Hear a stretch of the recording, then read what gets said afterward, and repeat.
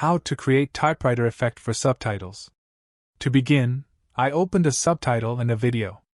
Select a subtitle and hold down the Shift key and click to select a range of subtitles.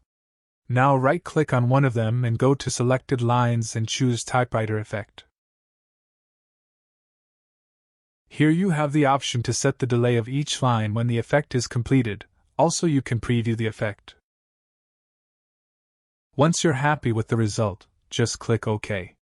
Now if I play the video, you can see the effect. But note that it's best to use this effect at the last step of your editing process because it messes up the lines of subtitle. Anyway guys, thanks for watching and I hope you found this useful.